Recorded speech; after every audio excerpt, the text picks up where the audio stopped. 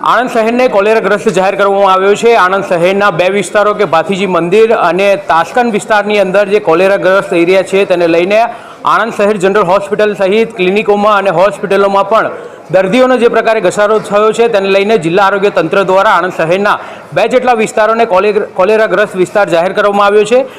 આણંદના જે વિસ્તાર છે તેને લઈને 10 કિલોમીટરના એરિયામાં ખાણીપીણીને લઈને તકેદારી રાખવાની તંત્ર દ્વારા પણ સૂચનો પાઠવવામાં આવી છે।